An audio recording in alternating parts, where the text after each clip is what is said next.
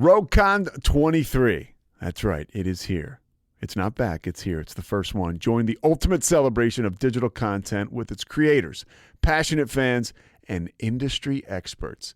It is all happening in downtown Waco across multiple venues, January 20th through the 22nd of 2023. Now, if you want to go, you got to get tickets, and tickets are on sale at RogueCon23.com. That's RogueCon, RogueCon 23.com. Be there. I'm going to be there. Everybody's going to be there. Let's go.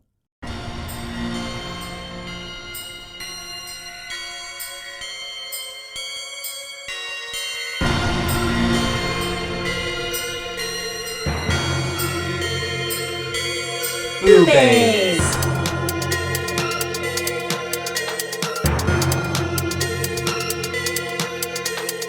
BooBaes.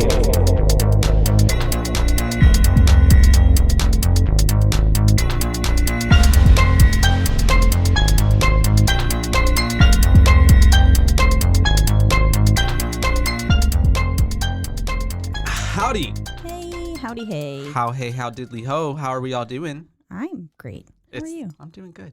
I'm here. Yeah, I'm excited. You are? I'm excited too. This is been a long time coming, actually. One of my faves. Well, more in the sense that I watched this movie 2 weeks ago with the anticipation of recording it sooner than we actually are recording it. And so I've got the notes down. I've watched 18 times and all the the extra YouTube footage I can find and information. Did you watch the director's cut one? TV, no, I just watched the theatrical version. I didn't do the director's cut. I don't think every time I see an option, I don't end up doing the director's cut because not everybody might have access or can get to it. The director's cut's over 3 hours long. I believe that. So it's a long one. It's a really long movie in itself. It's over 2 hours long. Yeah, almost 2 hours and 30 minutes. Exactly. I feel like everybody's like, what the fuck are y'all talking about? Well, before we tell you what we're talking about, though, but my name's Caitlin. And my name's Joshua. And we're your BooBaes. We're your BooBaes. This is BooBaes, where we get to talk about scary movies. That's right. We're your spooktacular, horror-tastic, fun time. And you get to spend it with us. That's right. I don't know why I did that. But that's okay. It didn't need to be. It kind of becomes horns. Yes. One day we're going to be recording these podcasts, you guys, and you'll get to see what's happening behind the scenes. Yeah. I'll have to sit up with proper posture and... No, you don't. It's okay. Be who you are for your pride. Okay. So today, you guys, drum roll. We are going to be talking about 2019. 2019. My favorite film of 2019. Not even just horror film. And I'm going to let you pronounce it and say it because I want to see how you say it. Oh, Midsommar. Okay, cool. Midsommar. That's how I'd say it. It's just some of the people who were saying it online. Midsommar. Well, it's interesting. There we go. Because that's how it's spelled. And that's, I believe, the technical link. I don't know. But then everywhere else, even when they're speaking and stuff, and at least with my closed captioning, it was spelled midsummer. Summer. Yeah. So I just say midsummer. Midsummer. I say with a O instead of a U. Mm-hmm. But I think my AR comes out more ER, midsummer. Well, really, I'm not Midsommar in itself too. It's just mind blown. So Midsommar, it's by Aster, the director. Yes. He also directed Hereditary, which was an amazing movie as well. That's right. I always describe this one because, I when I saw this film, I hadn't actually seen the trailer really. I had seen a little bit, but I had no clue what I was getting into. Same with for Hereditary, and I feel like that is the proper way to view his films. Blind. Yeah. And I think there is something he said about in an interview that basically this film is most it's best to watch it blind, going in blind and not having seen or know anything about it. And that is exactly what I did. Because also as well, if you were to watch it knowing what would happen or having something to spoil it, any kind of spoilers, you then catch the transitions and the like murals and the paintings and see like, oh, okay, this is foreshadowing something that's already happened. Yeah. It's like kind of a part of the experience to watch it, not knowing what's going to happen, and then kind of having it click later, like your second watch being like, oh, all literally of this is said literally it. telling you Right. the whole first mural that Painted you it. get says the entire movie. plot of the movie. Yeah. Yeah. It's And if you literally pause everything. it, you can literally just be like, that happens, and on Pele like, chronological is even order. in the like tree, almost controlling Danny and Christian. Like, also, who the fuck pronounces their name Christian? I hate that. It's not cute. It's Christian. It's just Christian. as awful as he is as a fucking human being. But anyways, Pele's like up in the tree controlling Danny and Christian like a little puppeteer, basically orchestrating the big event that's going to happen. Yeah. Yeah. There were some, because if you really think about it, like there is like honestly the cultural like kind of a crowd villain kind of essence in this movie, but also like truly him and his brother are the true fucking villains because they're bringing in like these innocent people who don't know what they're signing up for, getting into, to just like sacrifice, them. Die. Yeah. And so this sacrifice, this festival is supposed to happen every 90 years. But every year they have the Midsommar like May Queen crowning. But so they only murder people on the 90 sacrifice on the 90. Yes. Okay. But other people coming in could still witness if somebody was at the end of their 72-year life cycle, they could still witness that probably. I would say so, probably. There just wouldn't be any like sacrificial like offering to like, for their crops and new life and whatever.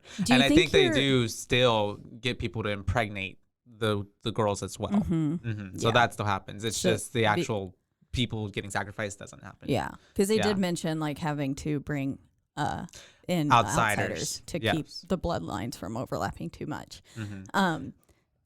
This is a really like kind of twisted movie. Like when you get into the psyche of it all, like there's just a lot of it's I think that's what I love so much about it is this film is horrifying, and it's because of it's what people could actually do. Like this could be a very real situation. It's probably going on somewhere in the world. Oh yeah, 1000%.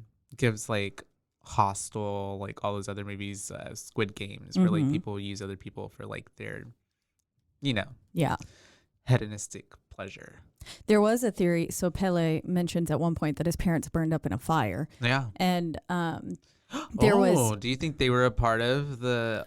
That's what I thought. But then if it only happens every 90 years. That's too much time. So then I was like, well, do they sacrifice some people other times? Or do they have to sacrifice two of their own members? But then that completely breaks the life cycle idea. It could have just been a fire. Yeah. It could have also just been like another emphasis to point out in the story how Danny, the main character, finds like kind of solace in this new crowd of people because they're actually experiencing her emotions, whereas nobody else was helping her and experiencing her emotions. There's a moment where you can tell that was the first time she had been actually held. And I think that helps to like for us as the viewer to get that idea as well, as opposed to just seeing like people just dry heaving and like whatever and whatever, because that never really kind of gets explained outright.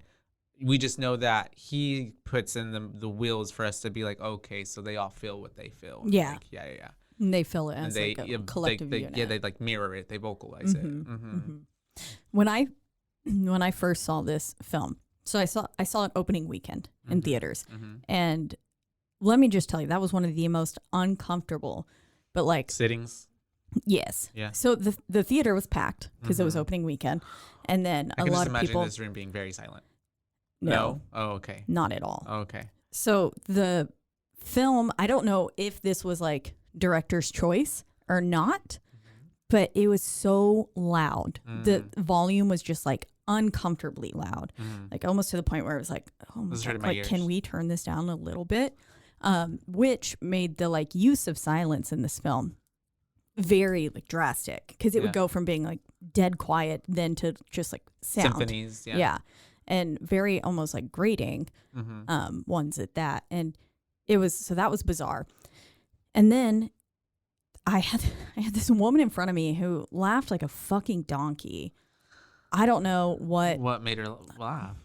Okay, everything. So almost everyone in this film was laughing because I think they didn't know how to take what they were seeing in. So they were just laughing because they were so uncomfortable. Mm-hmm. So the whole theater was just like cackling, but you could tell that they were just like, ha ha ha ha ha. Mm-hmm. Like, what because am I you're seeing? trying to cope, and it's like almost you can't even like believe like what you're watching. Yeah. This is so unreal. So you just gotta laugh about it. Some people left midway. Yeah. I like saw was a it few before or people, after the like? it was after that. And there were, I don't know, I felt like people were like kicking my seat. It was just like packed. It felt so tiny. Was this at the Galaxy? Yeah, here? the Starplex. Starplex or whatever. Okay, yeah. Gotcha. Yeah. AMC. So many names. Because it was way before anything. Yeah, way before like the Cinemark Cinemark and all that. Yeah. Yeah.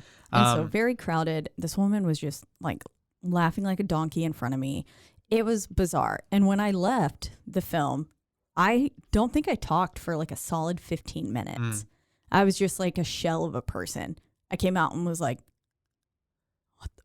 what the fuck did I just watch? I loved it. But I think it actually took me a second to love it because I was just like still having kind to of decipher in shock. And like process everything you digesting everything. And so then like once I did come to terms with it, I was like, I fucking love that.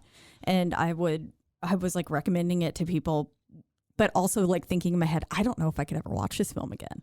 Yeah. And then I did. I own it on DVD. I still rented it on Apple TV because I don't have a fucking DVD player. But the times are changing. It was so good. It was I had to go home and watch Bob's Burgers, so. Oh, did you watch the movie? Make myself happy. I haven't yet. No. Oh, I have to. I'm catching up on like the newest season. I yeah, think. See, I'm behind on the new season. And I haven't seen that. And then I'm gonna watch it. So yeah, and watching this movie again because I remember watching it a long time ago. No, and was just really heavy. It's a very heavy movie, like to watch and sit through. Like because the first 10 minutes you have already very massive suicide trauma, and which it's very heavy to watch her emotions and to also like deal with like the audacity and the nerve and the gumption of the boys, the gall, because all of them are fucking assholes. Eyebrows, They're all ass hats, that too. And then like also just dealing with throughout the movie like the concept of like all the shit that they're going through with these weird ass Harga people. Yeah. Like it's just a really weird movie. And also I'm just like watching certain parts, especially with, you know, the process of the elders and stuff. Like that's like also for me, like even I felt like I was thinking of you whenever they were like with the hammer and stuff. Like I was like, Caitlin probably doesn't like that. When I saw that on fucking big ass screen TV, I think I like audibly went no and then every time, I mean, my friend Max is sitting in the room today as well. Hello. Hi. We have a live show but they were watching it with me and I was just like, Jesus fucking Christ, every single time. Like, no. Ugh, I can't. I still have to like kind of shield my eyes at that scene because, or at least, you know, just like turn my head away and like look out of my peripheral. Yeah. Like I'm not actually. Because it's really hard to watch another human head get bashed in. And this one is like the most, just like not just once, twice, 3 times, multiple times. And then like later on, there's flash sequences of it coming back. So they really bring. There's a few times like when they wheel the bodies on to the fire and stuff too, where I'm like, fuck, I forgot it came back. And they really just, I mean, you get every angle of those faces being smashed in. And it's tough. Yeah. It's really fucking hard to sit there and watch. And kudos to their practical effects, special effects. I don't know what the fuck they used for that, but it had to have been mixed probably, I'm sure.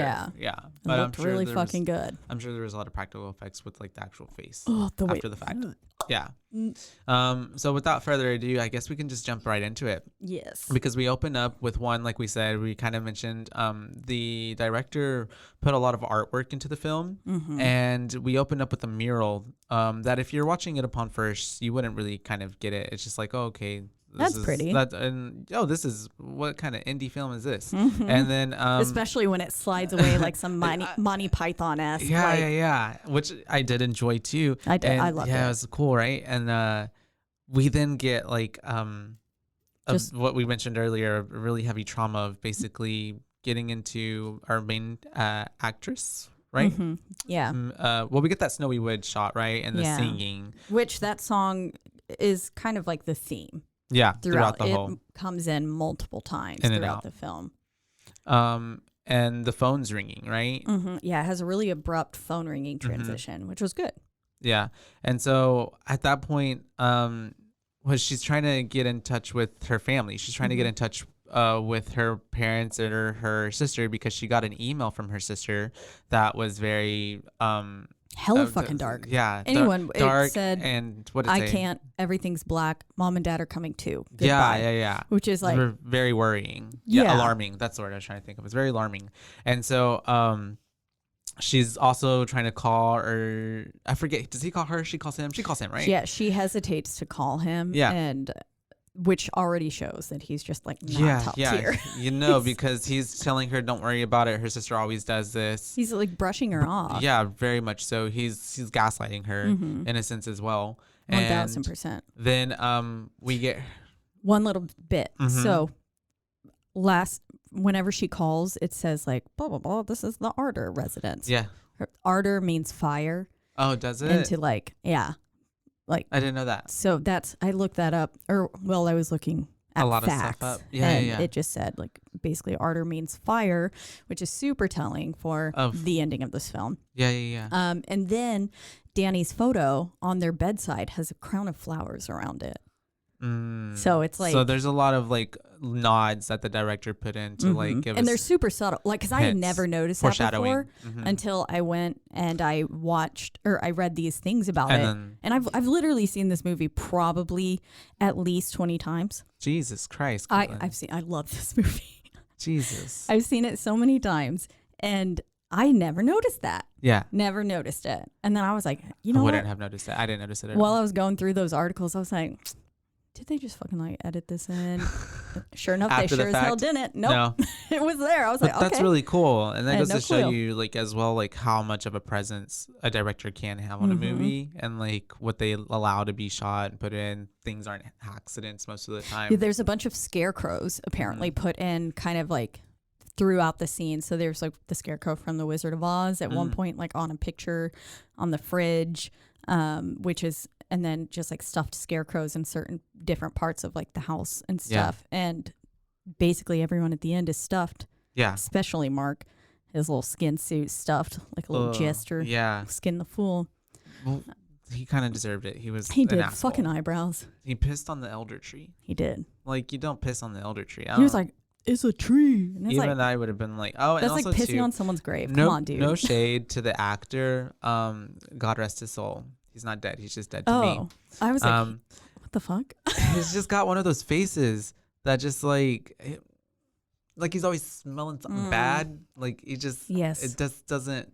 His eyebrows are so dramatic. And even in a few other movies he's been in, he just kind of always plays a character. It's a little like kind of dumb, a little or annoying kind of. I would say. Not he to was. be, I liked him in that one where they're in that RV.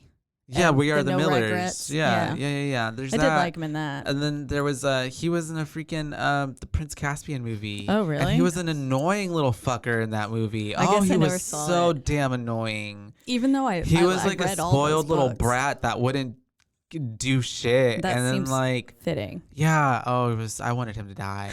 Well, Yeah, he did. Yeah. He paid for his sins. Ultimately. Now. It's a full circle moment for me.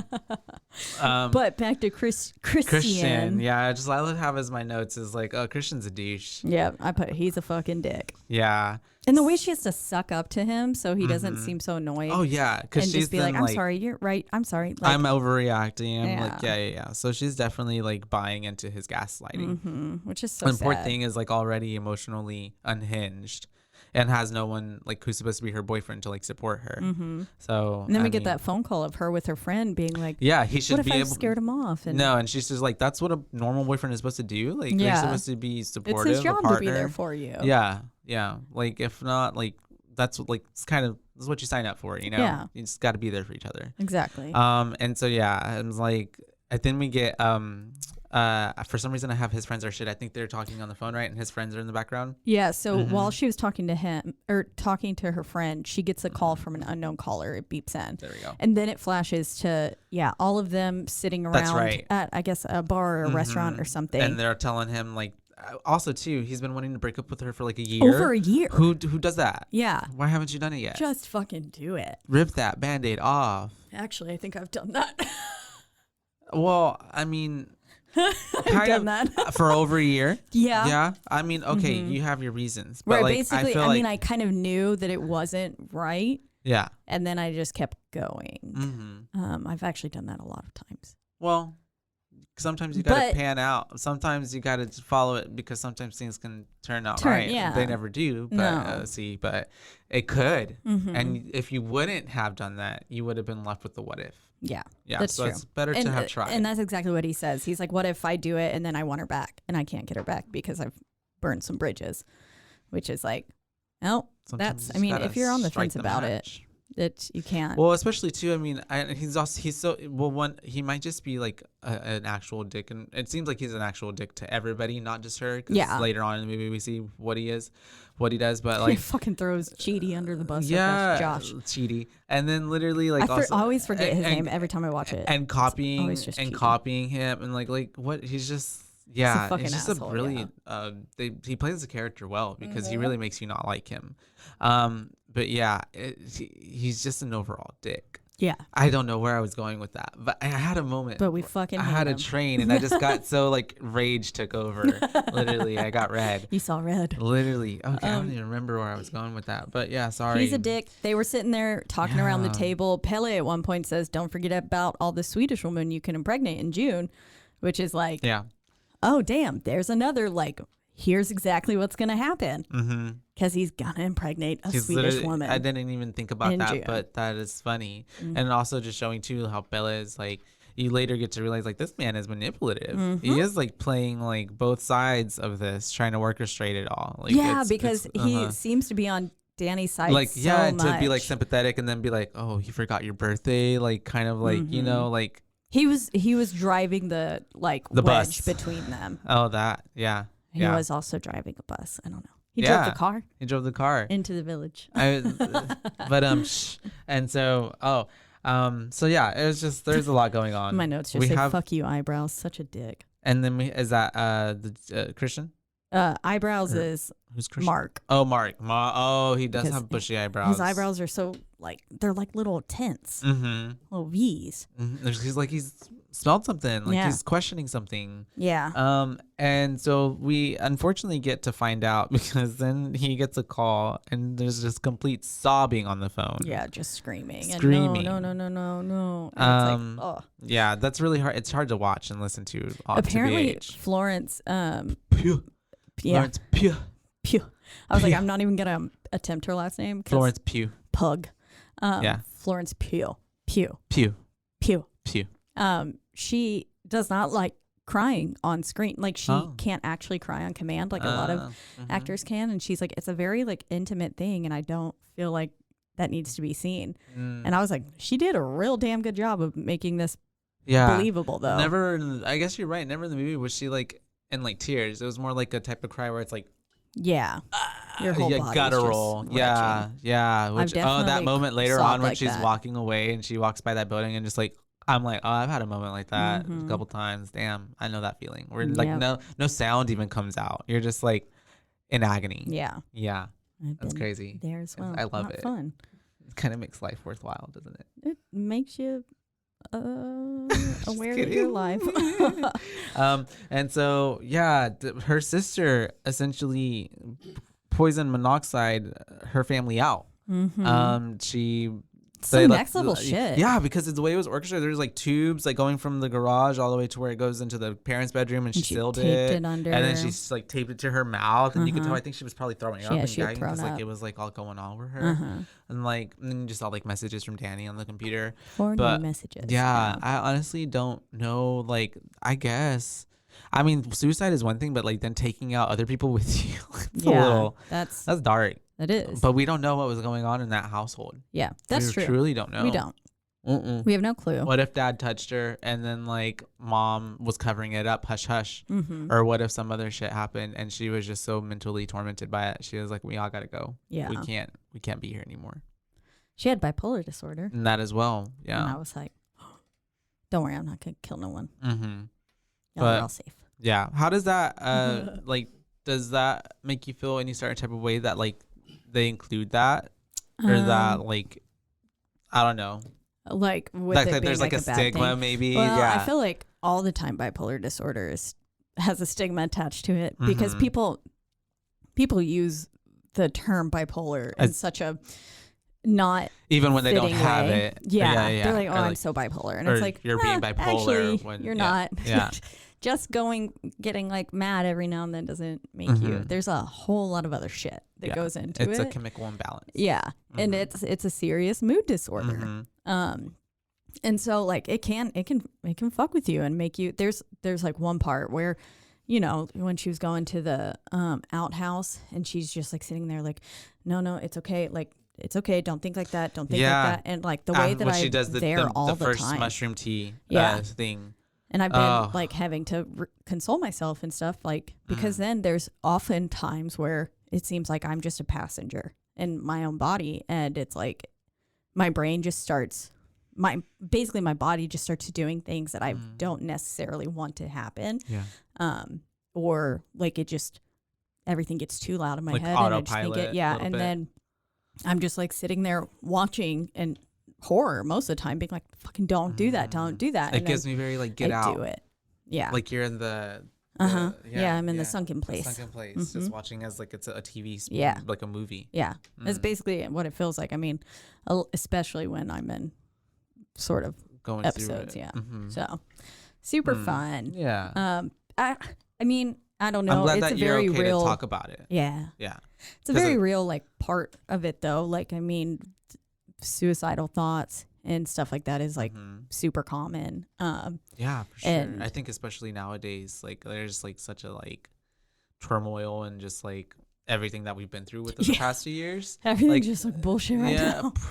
So like, and then like the future kind of seems a little bleak, even with like just kind of everything, like the world issues, like our own issues here in the States, like our own issues with like climate, our own issues with like everything's freaking fucked. Aliens are now popping up. Like Yay. what? Like, there's just so much now happening that just like octopi are from octopus. Are Yeah, from another they're planet. aliens. They've said they're aliens. that's Cloverfield. They don't know how coming. they got here.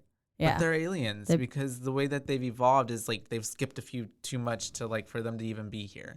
So I'm down for it though. I love octopus. I believe they're so fucking smart. They are. They can get in out of anything. They like mess with the jars and shit.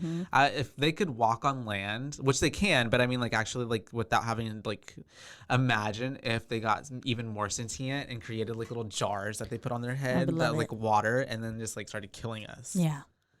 You know, I read a tweet the other day too that was like the scariest thing would be for like aliens to come from outer space and go into the ocean and be there for only a few days and then leave. Yeah. Ooh. Who were they talking to? What were they doing? Who were they talking to? Yeah. It's the octopus. Yeah, I fully believe it. They are actually God, and they're controlling us.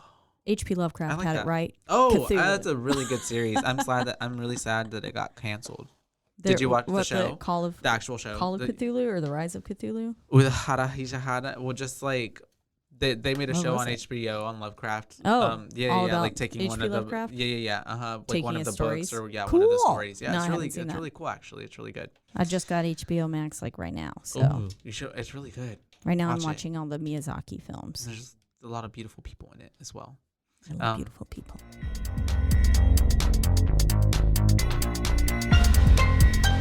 And now, a word from our sponsors.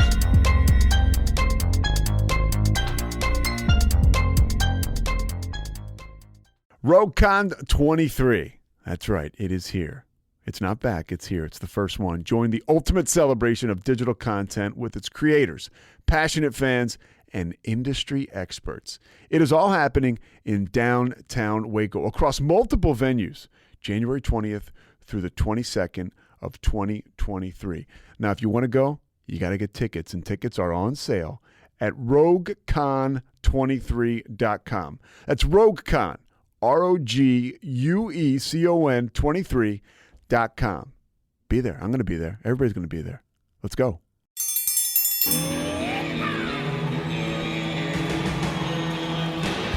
Hi, I'm Hank. You might remember me from a show called King of the Hill. Check out a King of the Hill rewatch podcast. These boys ain't rap, but they are funny. Find the podcast anywhere you get your podcasts or at roguemedianetwork.com. I tell you what.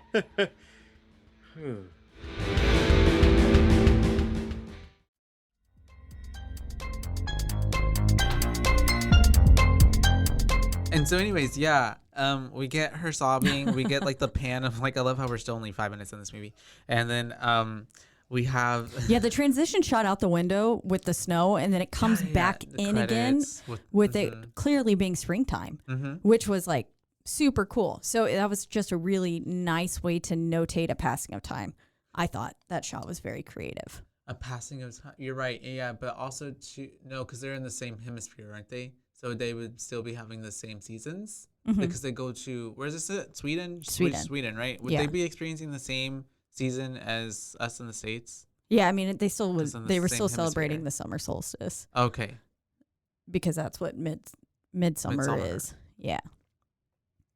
I'm too confused. So let's continue. But so I think Midsommar had already popped up on the screen a while back because at this point it's basically she's sitting there sobbing and Christian's arms and stuff, and it pans out the window behind them and it's like all the snow coming down and then it comes back in basically because it's then like, it gets like this is a film by and then like because it has those little credits in it, doesn't it? Oh, maybe. Yeah, I might have missed that because then I thought it was just a sharp transition to an outside shot and then it just comes back in the room with her. It's springtime because there's like trees that are green, and then she's not asleep. She's staring at a wall. Looking at the wall. Yeah.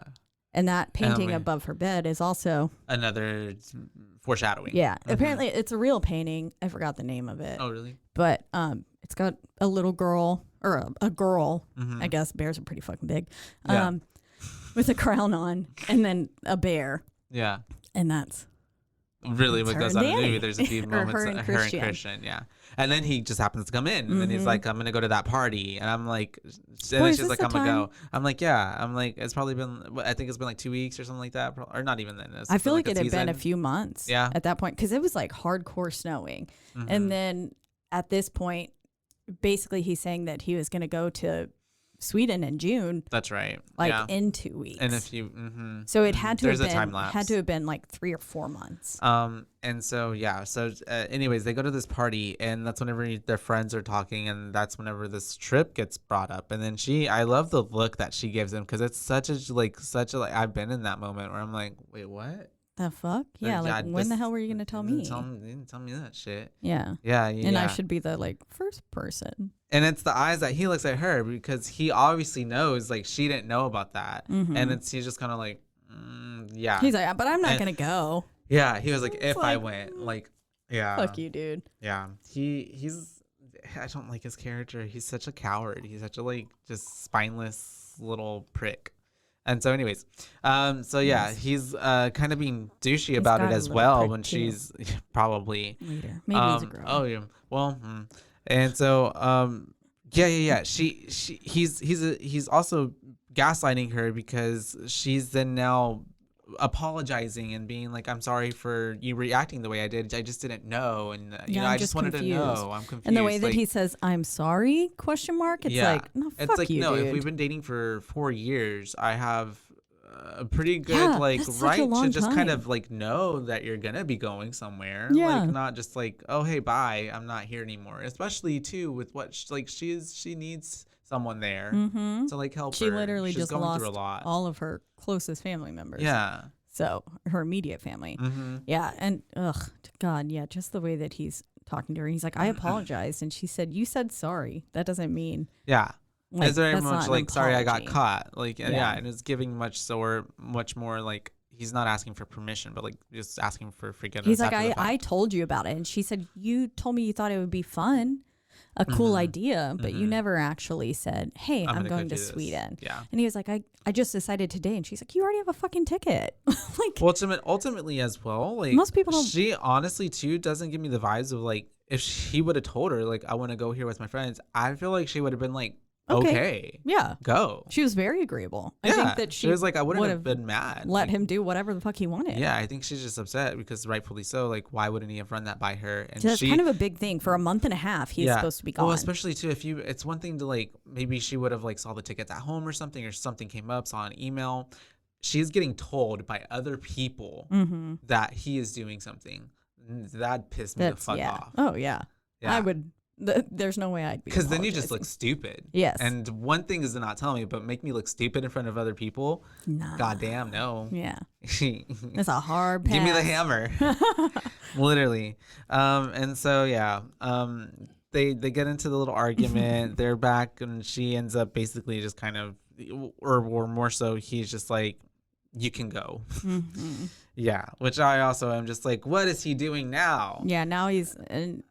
Because it's just anyways, it's all maddening. And it's all wrong. He gets back with the friends, and then he's telling them in that little group like, oh, by the way, Danny's coming up. Oh, by the way, she's coming with us, but she's not actually coming with us. And even Mark's like, what the fuck do you mean? Yeah. And if Mark is making sense, you're really not. That's making really sense. bad. And then he's like, oh, and also y'all asked her to come. Yeah, and they were just like, okay, because then literally the next second she's knocking on the door, and they're like, yeah. And it's so awkward the way like the way they frame it, and like the camera's on them, and she just walks in, and she's just like, hey, and you guys. can like see her and Christian's reflection. And then fucking Mark's like, hey, can you come read this, proofread this? I'm like, it's closes his laptop and then leaves. Most obvious, like, you know. Hey, let's go talk about something. Talk about her. Yeah, literally. So I don't know. And then when we get her talking to Pele, and that's when we also get to kind of see that he is being sweet. Yeah, he's like, the only one that's being seemingly on nice to her. Yeah, he's being a little too intimate. That's a good way to put it. Because he gets regular conversation, but yeah, he's very like in her space. Yeah. And he brings up the fact that his parents died in a fire. Yeah. And he quote unquote knows what she's going through. And we see that obviously like hits a nerve with her, because then she breaks and like goes into like a little panic attack. But this is like probably like maybe that's one of my favorite shot in the movie is so whenever cool. she is going from like the door into the airplane toilet. Yeah. That's really such cool. a good such shot. a cool shot. It is. And also she's just really good at has she had a panic attack before in real life? Because she's really good at acting like she's having a panic attack. Like, I'm like, oh yeah, that's what it looks like. Yep. That's me. I mean, I'm sure she must have. That's me. She's not on the ground, but that's me. A few times she is on the ground. You're right. It's probably it's cramped in the airplane bathrooms. But so, and while her and Pele were talking before that, this is where we find out she'll be arriving on her birthday. And then he kind of explains that it's a 9-day festival with pageantry and stuff. And so that's how we kind of get that story part told to us. Yeah. And he says like, it's a small community kind of thing. And as he's showing her the photos of the May Queen, he was showing her different ones, and he pauses on one, and as she asks about it, he's just staring at her, and he was like, that's last year's May Queen. She was like, she's beautiful. And then that's when he breaks into the parent thing. Yeah. But it's like that, even there, he's like, you're going to be our May Queen. It's like he was like setting up the tone for what we're going to get. Manifesting it. Yeah. Yeah. Well, and I'm sure he probably, I mean, because he's bringing them from the outside, he's the one who he knows, like, he handpicked her. Yeah. Yeah. Oh, definitely. And it's so crazy too, because like, had she not then been invited by Christian, who would have been the May Queen? Would have been Connie? Maybe, or it could have just been. How would that have worked? I guess it just would have been whoever was last standing. It could have been someone in the community. Maybe. I don't think maybe that it has to be an outsider, because she could have immediately tripped. That makes in sense. the dancing ritual. How did they know that she was going to be all the way at the end? Yeah, that's true. But they probably, I mean, the fact that she has so much trauma and basically has nothing left, and this is like the first time she's really getting to unleash, that maybe they kind of bet on the fact that she can handle and withstand a lot and be the last one standing. Yeah. because they're clearly people like we don't really get much conversation from any of them other than like the leader-ish people. And what's that dude's name? Father Odd, which was so odd. So fucking weird. Yeah. And he was weird himself. He was. Fuck him. Yeah, but you obviously get like this the way they are all acting, the looks they give, like they're all very sentient of like what's going on and what's about to happen. Yeah, like they're very aware. They're like, we're gonna kill you. Yeah, okay. Yeah, literally. Oh my god. Oh, because their first meeting with Father Odd, he seems like kind of super awkward as he's like walking away. Yeah, kind of thing. I don't know. It's weird, but basically, so obviously they're on the plane. They get to Sweden. They have, a drive-in to they land in Stockholm, and they gotta get to Haustenland, right? Yeah. Haustenland. Yeah. That's what I have right here. There was at one point I have something that says upside down shot. I guess there was an upside down shot, right? Of them in the car, right? Yeah, and I thought that was really cool. Yeah. And then it comes back down, up around, and then that's when they're basically in that little field with lots of people. They meet Pele's brother. Yes. I forget his name. Enigmar. Something. Yeah. Something. Ingmar. Yes. Yeah, Ingmar. Ingmar, and then I put I can't say I'm Christian. Oh, because they do this, they want to offer them the shroom tea, and we also should mention we meet Simon and Connie who are Ingmar's friends from the UK, from London. They seem really cool actually. I was like, I want to like be with I want to hang out with you. Yeah, they seem these very guys. Sweet. Yeah, they came in with the beer. Yeah, literally.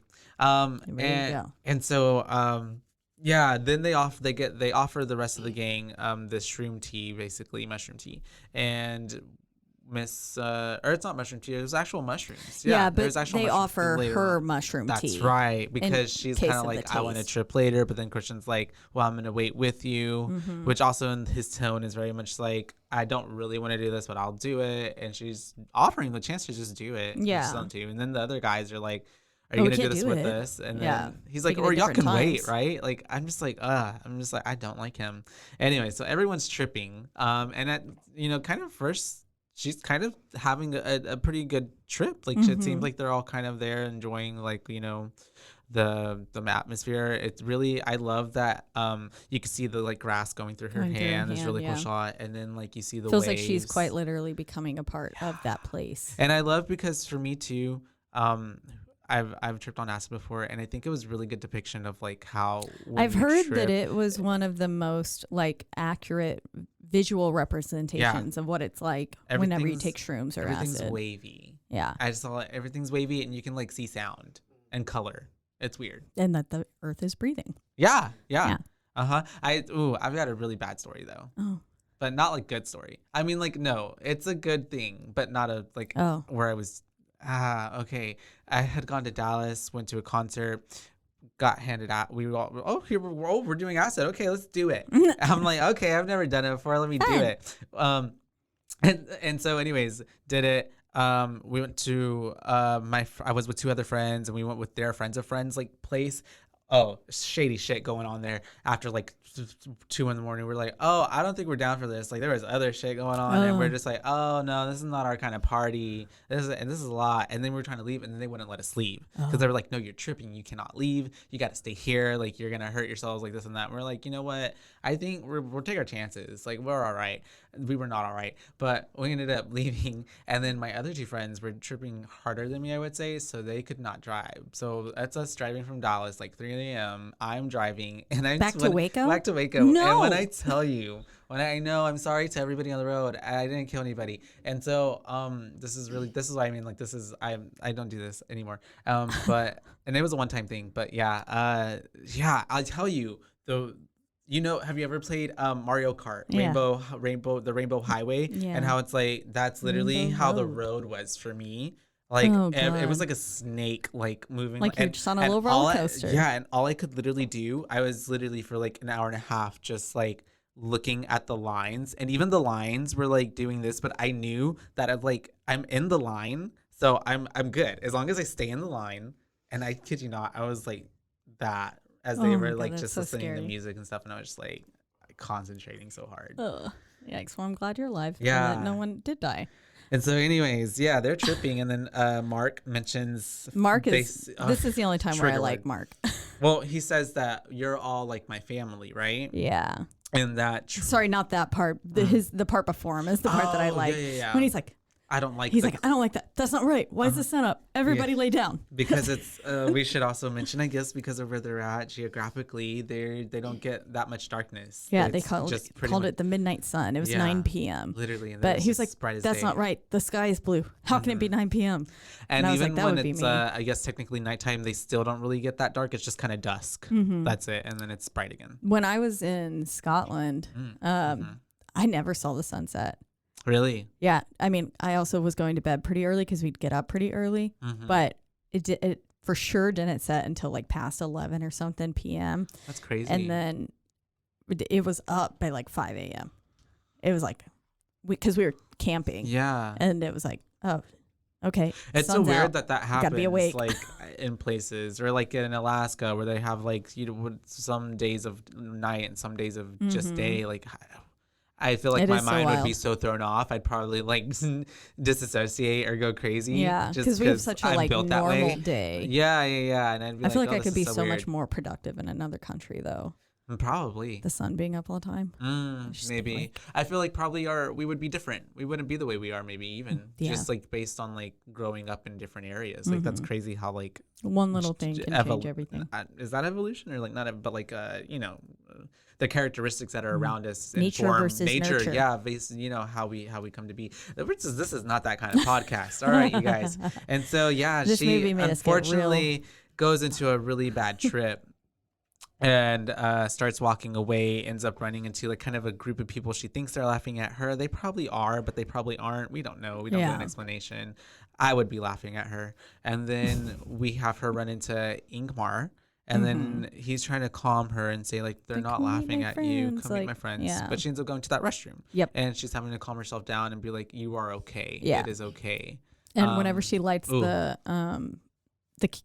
candle, the match, we get a flash of her sister behind her in the outhouse mirror. Yeah. And then she has some major facial distortion in that mirror as well. I remember. Like it was just like, it looked like almost like a funhouse mirror. There's a few other times throughout the movie where we get like flashes of like the family or her sister or there's even one that's in the trees. There's like a shot in the trees. It's very subtle, and it's like the tree line looks like her sister's face with the gas mask. I know in the leaves. I know it seems a little bit like a stretch for me. I saw it. I definitely saw it. I watched for it this time. But I was like, I don't know. I would have never saw that unless I had read again articles. And so after that, she ends up passing out, basically. Yeah, she runs into the forest and runs to, I guess, a field. Yeah. It looked like conveniently where everyone was about to trek in. Yeah. Or I guess they must have all come to her. I'm assuming they were looked for her. Yeah. They're not complete assholes and we're just like, oh, no, she went somewhere. I'm sure they were like, wait, where'd she end up going? Pele for sure was like, let's find her. And so they need her. And so they need their May Queen, and she basically kind of is asking like what happened or how long she's been there. And they said they don't really know, but they found her 6 hours ago in that spot, and now it's time to go. Yeah. Because essentially it's the next day, which is her birthday. Yeah, it is her birthday. Happy birthday to you. And she like realizes that she's like so it's like the next day, like it's tomorrow, and then Christian's like, from yesterday's perspective, which is such a like, why can't you just answer the damn question? Yeah. From like, and he doesn't. Why are we say, speaking in riddles? Happy birthday. He should have said it right there, yeah. and you can tell on her face that she's like, oh, okay, we forgot about it. Got it. Very much so. Yeah. And so she was out for a long time too, honestly, like 6 fucking hours just sitting there, like laying there. What were they all doing? Like, were they just sleeping? It looked like it. Chidi or Josh looked like like rolling up a tent or something. Yeah. And like, why wouldn't they have moved her body back into like a tent? They just left her outside. Yeah. Like, I mean, maybe all of them kind of slept on like just like a little like mats, sleeping bags or something. Because Chidi looked like he was rubbing the sleep out of his eyes. I'm gonna keep calling him Chidi, y'all. I'm sorry. Do it. It's okay. I like that name better. That's his name. Anyways, so they end up. His name is literally your name. It's Josh. Yeah, they have to. And that'll keep us from getting confused. And they have to hike to Harga, which is where all this shit is actually happening. Okay, so they ended up getting there. It actually looks pretty cool because they have all these cool buildings. They have this nice like big arch and entryway. You see, it's kind of like a cultish community already by the get-go because of like the way they're dressed, the way like it looks Amish basically. And Mark says we get that little thing where he's like, so we're going to stop at Waco before going to Pele's Village, right? And so yeah, it's kind of like a little dig because of David Koresh and the what do they call the Latter Day Saints, or I don't know. It is the Church of the Latter Day Saints or Seventh Day Adventists. Something like that. I think it's the Seventh Day Adventists, but they're crazies. What was it called? Crap. The David Koresh shit. Yeah. What was their name? I don't remember. I honestly don't know. I've been to that place too. Yeah, me too. It's real fucking haunting. Yeah. Did you see the school bus with like all the snakes in it and dug into the ground or something like that? No. So they had built like Did a I get church. the VIP tour? They were about to murder me. It was they had built like a new chapel by the time I went to it on like that site. I you know what too? It's funny because I don't know why my dad, if we ever had family coming out from anywhere, he'd be like, "We're going to go to the compound. We're gonna go to the site. I gotta show you. I've been there so many times. I've been like there 4 or 5 times. Yeah, by the time I was like 12, and that's why like I don't for the life of me remember how to get there. I remember kind of like when we leave our house. But then I'm like, I just remember always Branch Davidian. Yeah, Branch Davidian. There we go. Sorry, I had to Google it. Yeah, you're right. I was like, this is going to drive me insane. I just know I end up there, and I've been there a few times. So maybe that's why I've got like a bunch of different iterations of it. Maybe they would just change it up. Yeah. Well, apparently, no, there was, the school bus thing was real. It being like, that was how they were gonna, like, that was like their bunker. Right. And that's how all the women and children died. Yeah. Was in that. They got like basically trapped in there because something had fallen on the door, and that's how all of them died. Anyways, yeah, so nice little comment from Mark. The whole time Mark's also being very afraid of bugs, and his fear of ticks comes from Ari Aster's actual fear of the ticks in the area and everything. So that's why he's like, that's why it was thrown in, is because Ari Aster was like, they be carrying diseases. They do. They carry that Lyme's. And so we have him meeting, basically Pele's introducing them to like his twin sister, an old guy, I think Father Odd, right? Yeah, Father Odd. And as he hugs Danny, he says, "Welcome home." To her, really he says, "Welcome, welcome, welcome, welcome home." As he hugs her, "Welcome." I didn't even catch that. Okay, yeah, that's creepy. And then we get like music, and then the horn goes off. All the music is so fucking good. It's like so dissonant yet harmonious at the same time. Like it's a complete contradiction, and it just makes everything feel so wrong yet also so right. Well, because even the whole time, like it's a horror. In essence, it's a horror movie, but like it's daytime was the movie, which also just makes it even. You'd think like it'd we make talked it about feel in The safe. Strangers. Yeah, but it doesn't make it feel safe. It makes it feel even worse. Yeah, like this is all just happening in broad daylight. People are just like going to HEB and shit, and this shit's happening at 10 fucking a.m. You're like, that's creepy. It's happening right in front of their eyes. Literally, like you can literally hear Connie screaming at one point. And everyone's kind of like, I hear a woman screaming. And it was right after Connie, yeah. I don't remember. I'm going to have to go back and find that My part. closed captioning also says woman screaming in distance. But if you like have it up loud enough, you can hear it. Yeah. And because there's at one point where Danny kind of goes, and then so does Mark. Mark actually hears it too. This one, they're at the table? Mark, this is when he was standing outside the big temple, the yellow temple, and he was like looking at that woman, and he was like, "Oh, she's looking at me." Oh, and that's then right. She gets the bucket and goes back in, kind of thing. And then the little kid comes up. It's time for supper. That's right. Or lunch or whatever the fuck. Yeah. So we got the main lady, I guess their leader, talking in Swedish at first, but then is like, oh, let me speak English for the non-native speakers, speakers. And a lot of the Swedish was like actually not translated, or like a lot of it was intentionally left unsubtitled to so that way, make the viewer feel just as in lost. The dark as they are. Yeah. And she's basically, it's the introduction of the 90-year, great feast and festival.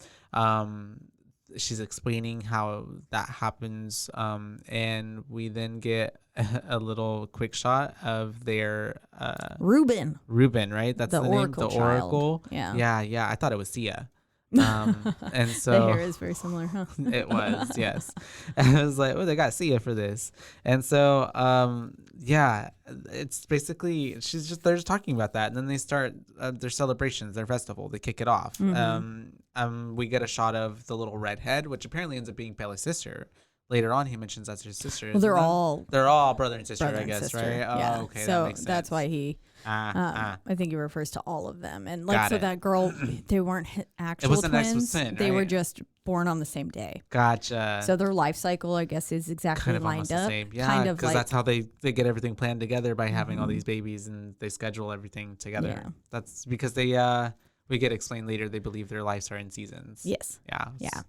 Which I thought was cool, actually. Yeah, to I be did too. aged, I was like, oh, I want to live my life like that. I know but there's not a lot die of at 72. there's a lot of parts in here where I'm like, 84. okay, this makes sense, and then I was like, not me, like about to join this fucking cult. Yeah. I'm like, I'm ready. Literally. And so we have they start that little girl, the redhead, she's in the bathroom and she breathes weird. She does like yeah. So like inhale, exhale. Mm-hmm. Yeah. And that's kind of the first time. I guess she's already starting her ritual of like she's ready to trying ensnare Christian. Mm-hmm. And the people are making the weirdest noises. That's what I've got on my thing as well. Mm-hmm. She kicked Christian because at this point we have them all joining hands and they're doing that little cool thing where it's kind of like a conga line. Conga line. Yeah, that's what I was thinking exactly. Yeah. But it's not conga. It's like just a fun little. We're dancing in circles. It almost looks like that little fun. How do you say fun? That little game on like old phones, Snake. Oh yeah. And you would not try to like eat yourself. Yeah. Yeah. Mm-hmm. Yeah, it is like that. And this is where Simon comes in and he asks, "What are the kids playing?" And they say, "Skin the Fool," which is a kind of a foreshadowing towards Mark's death. That's true. Because they are going to skin him. Skin the fool. He is the fool. He's the fool who peed on the ancestral tree.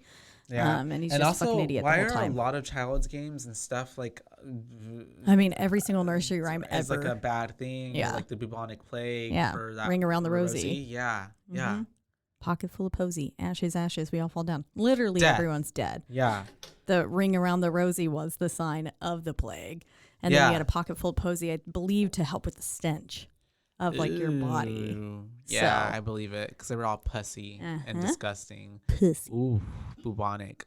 Man, it's gonna come back in full force. Watch by the end of the year. I'm calling By it. the end of the year. I'm calling it We're all gonna be bubonic. dead. Bubonic and polio. Yeah, bring back them plague masks. Along with monkeypox. Plague doctors. And so, anyways, after that we get Oh, this is where Pele gives her her birthday drawing. Oh, that's brings right. up the little portrait. Which is weird. Yeah, and he was like, "Sorry if that was out of line," kind of thing. And she's and like, also, why even say sorry if that was out of line? Because then what were you even implying? Yeah, exactly. Well, I would if that was just a friend thing. I'd been like, "Oh, look, I drew a cool picture of you. Happy birthday." Yeah, I like to draw. Here you go. Yeah. Or if you're my brother, say, "Hey, I drew you this photo of you naked." No, my brother, no. No, not your brother. Oh, okay. But I mean, like, yeah. I was like, no. But see, that would be weird. Yes. Yeah. Then he made me pay for it though. What? My brother did.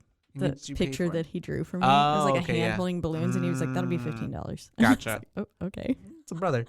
And so, we have then all that shit happening. The picture. Ingmar is weird. I have Ingmar being weird for some reason, and I don't know why he's being weird. So basically, they were walking, and this is where he was like, "Well, Connie and I were actually dating when Simon met." And Simon met Connie, and she's like, we went on a one date. And I didn't even know it was a date. Yeah. So, and he was like, "Well, okay, I meant to say we were friends. And it was like, no, you didn't. And it's being weird. Yeah. And from the get go, I'm like, how long has he known these people? There must be just like coworkers or something. He doesn't really know them that well. Yeah, because now they're engaged. Yeah. But yeah, she's engaged to Simon. Seems like maybe he is wanting to get back at them for that, possibly. I don't know. Oh, I didn't think about it that way. You're right. And that's why he brought them. Because he could have brought anybody. Mm-hmm. And he brought them. That's true. But then they basically split off. Pele is going to go take them to the sleeping quarters. And then they were walking past like the bear in the cage. And Simon's like, are we just going to fucking ignore that? Yeah. And then this is where we go basically see weird love story. The love story, yeah, including the use of runes, pubic hair, menstrual blood to basically hypnotize a man and make him fall in love with you. That's a lot. Yeah. That's a whole process. It is. I don't think I'd have the energy. No. Yeah. That's too much. Pubic I never hair? went to like Having to cook your own pubic hair? Yeah. Like, I mean, that's pretty easy, I guess. but it's just a lot. I don't know. She had in. to put the thing under his bed and then like go. Yeah. And it's just a lot. Bleed into a little cup. His little drink is so pink compared to some other people's later on. Yeah, so beautifully drawn though, beautifully illustrated. I'll give and it the that. sleeping quarters are so fucking beautiful Yeah. with all the art on the those. wall and the ceiling. So cool. Yeah, and then we have I put the set design as immaculate because all the pieces pretty much throughout the whole movie they created their own little world there, so it was pretty cool. It was beautiful. Florence Pugh, I heard an interview of her saying how like fun it was and like freeing and liberating was as an actor to like be able to have like that whole set out there because they really felt like they were in it, like it was so real for them. So a lot of this, obviously the set is supposed to be in Sweden, but a lot of it was shot in Hungary. And another place. And then I think all the American shots that were supposed to be in like New York and stuff were in like Minnesota. Yeah. Yeah. It's funny how something. the power of like Hollywood cinema, like how you can really make things look a lot different than they are. The new Scream movie, it's supposed to be set in New York, but it's being shot in Canada. Oh. Yeah. Yeah. And they like recreated like NYC and like I forget which town in Canada. That's so weird. That's cool. I'm That's really excited neat. for it.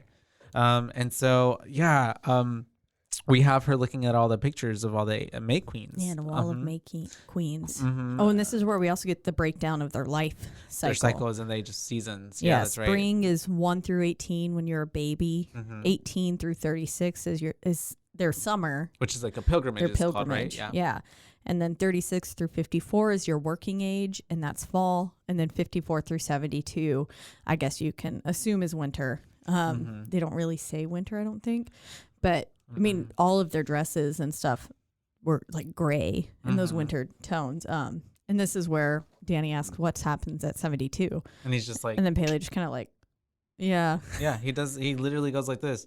And she just laughs because she's like, haha, funny. Right. But he's literally not even joking. No. Just like, and I like how it's just, they were so upfront a lot of the times from the get-go. And they're just like, yeah. Well, because then at one point, whenever he says, this is what's going to happen tomorrow, Josh is like, I think he says it's like Aster, Ashestupa or something. He says it's like a word like that.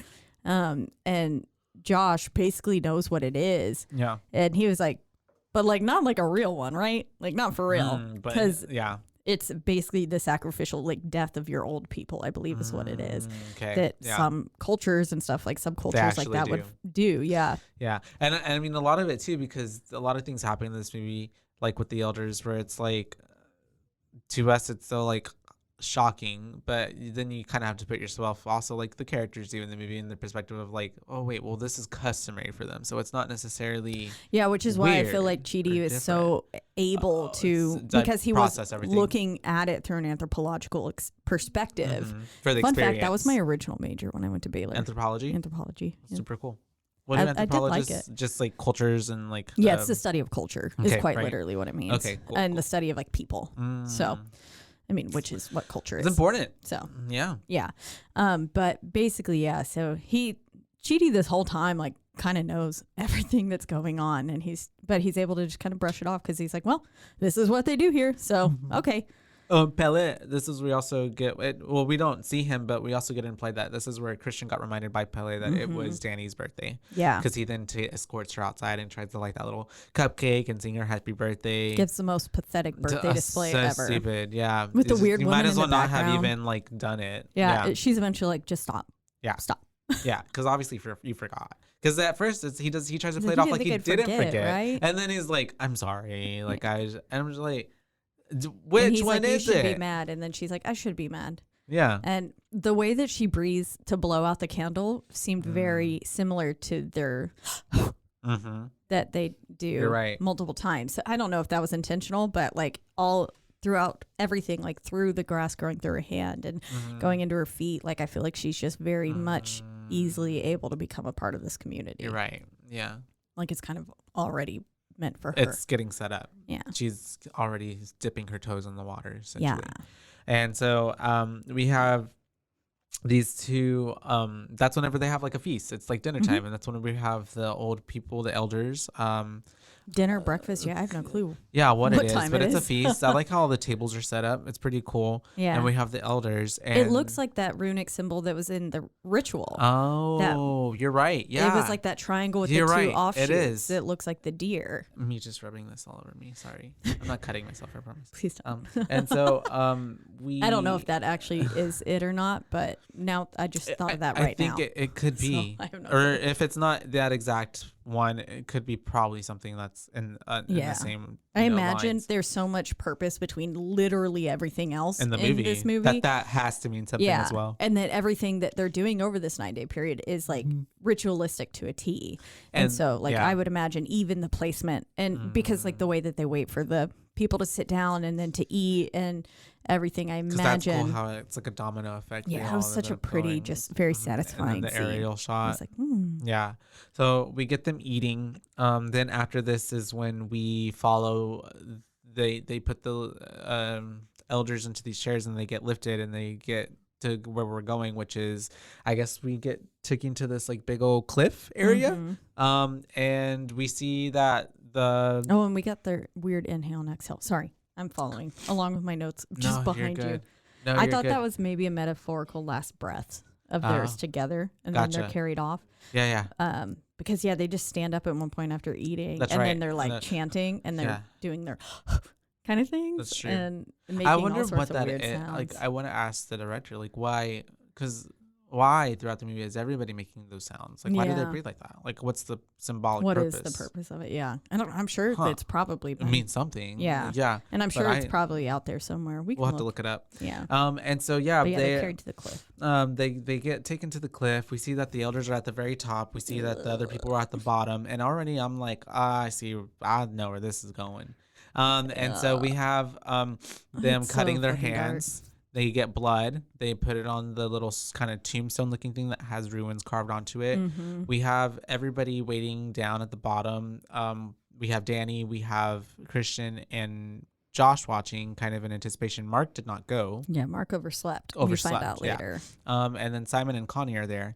And we get to see the old man at the top, and it's a lot of like build up for it to happen. It's the old woman first. You're right. It's the old woman, and there's a lot of build up for it. And someone's either reading from their scripture either above or below. It's the lady below. Okay, yeah. She's reading from the Ruby Radr.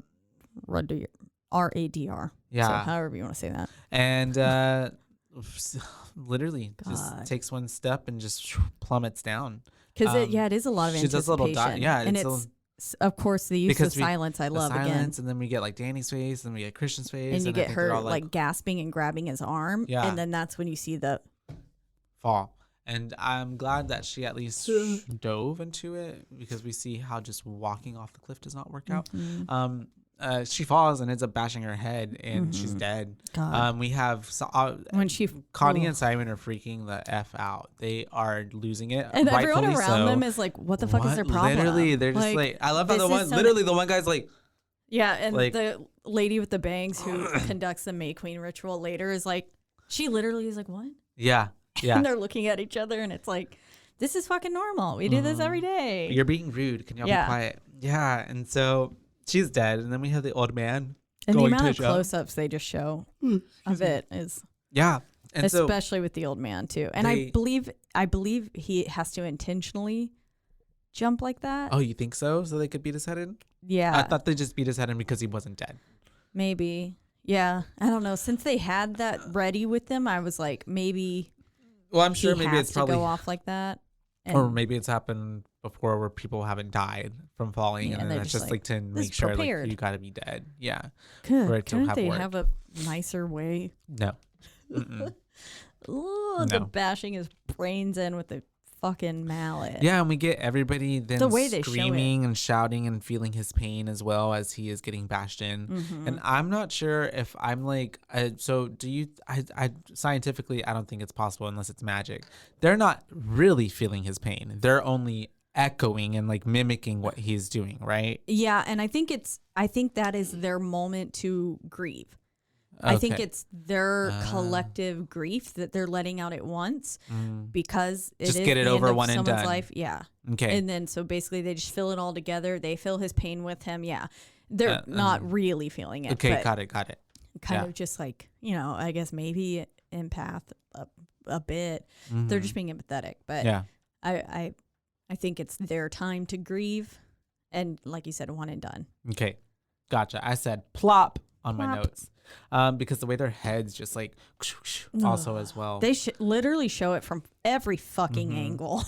And it's like Simon is not okay with this. No, he's like, "You're fucked." He's telling them that's not good. And then we have the lady who was reading the Ruby Rika, is letting them know like this is natural for us. Like at the end of our lives, we don't like to like go out and be old and like and die in pain or be even useless. Like we just like to take ourselves out and make ourselves like repurpose into the universe, whatever. Our lives are a cycle. We view everything as a circle, and then they say that unborn baby over there will inherit their names. And so like basically someone dies and then they give birth to a new life and they get that name. Yeah. That's weird. It is weird. But I see it. I get what they mean. It's just weird. I mean, essentially too, I mean, it's not like they forced these people to jump. These people jumped up on they did willingly. Well, I mean, it's one way to look at it. Because you're like indoctrinated, so what else do you believe? Yeah. So it kind of is forced, but also too like we're just like, okay, I'm down for it. They drank the Kool-Aid and like they did she said, when it's my turn, I will be joyous to do. I will gladly walk off that cliff. Ain't nobody lived over the age of 72. That's crazy. Mm-hmm. That's crazy. I'm like, my dad is literally like 72. I'm like, and I can only imagine like he's still spry. I wouldn't want to go out at that age. Maybe like 84. Yeah, I think that's 86.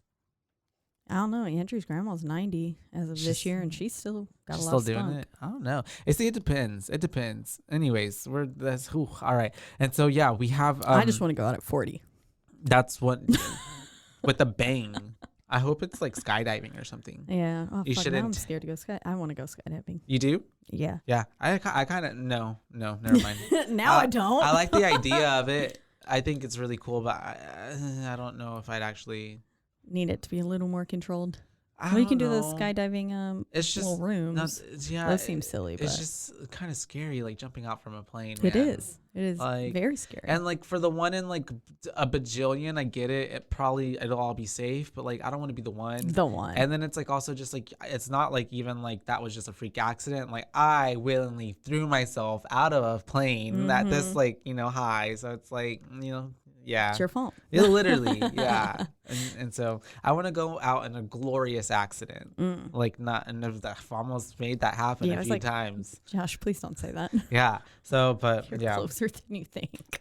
And literally each time it's like the picture in Insidious, the old lady's getting closer, death is getting closer each time. Okay. And so anyways, everybody's echoing the pain. After this, we then get Christian, and then they're all walking back, and then Christian's kind of also trying to rationalize it to Danny, like, well, we put our old people in hospice cares or what are they called? Nursing homes, and they probably think that's weird to them, and so there's a lot of rationalizing at this point, because like how else do you process what you just watched and then to think like, wait, we're staying here for like another 5 more days? Yeah. Like, this is like day 2 or 3. And it's already happening. Yeah. And then it flashes to Josh Cheedy just typing away like this is a fucking normal thing. And this is basically when Christian comes in and he's like, yeah, I'm going to do my thesis on this place. What a fucking dick. If someone were to come to me and I was doing like a thesis and then knowingly, and then like that's the whole reason they're going there. Oh, the audacity for him to be like, I'm open to collaborating because you can't come up with your own fucking ideas. Yeah. Like, are you kidding me? You're like, you just want to continue to steal Cheedy's work. For real. And then Cheedy at one point, he goes, he says what he's doing, what Christian is doing is unethical. And I was like, this really is Cheedy. Yeah. And you're right. This is like him taking pictures of that book. That's how Cheedy ends up in the bad place. That's right. So. It is the whole character arc. I love the good place. So good. I'll fudge, I'll fork. And so, what a douche collaboration. Simon and the girl are supposed to be leaving. Yeah, Danny's also trying to leave too. Yeah. But Pele comes up and this is right. where he's being awfully touchy. And then with she's her. also like, Christian could walk in any moment. And then, and then he basically says that that's what he's talking about. He was like, I have always felt held by this community. He says his parents burned up in a fire and he was orphaned, but he never had to suffer. Yeah, that because he always felt with him, kind of held. And then he says, and then that's when he touches her leg, and she's like, Christian could walk in at any moment. And he says, that's what I'm talking about. Like, do you feel held by him? Does he feel like home to you? Yeah. That's creepy. It is. It's creepy vibes. Then it's also like, damn, he right? Yeah. She doesn't feel held by She him. does The not whole at all. like time, even when she's sobbing and stuff, it doesn't look like she had ever actually been held by him. Yeah. So I don't know. Yeah, but then it I was fucking like, flashes to the pan-in of the smashed heads as they're going to bake them on the fire. Mm-hmm. Yeah, and I just have Bella is shady. He's a creep. Something about don't smell it. Someone's not supposed to smell something. He brought out some he was weird gonna give her pocket something. Yeah, stone or to bag. calm her, and she was just like, no, thank you. And he offered it to her like twice, 3 times. And she was like, no, I'm good. I'm like, don't smell it. He just pulled out a weird pocket sack. And so then and also too, like they have things for everything, like knocking people out, like putting people to sleep, like anyways. And so we get them burning the old people. She then asks Chidi for a sleeping pill. And then she gets a bad dream, and we have this whole dream sequence. Yeah.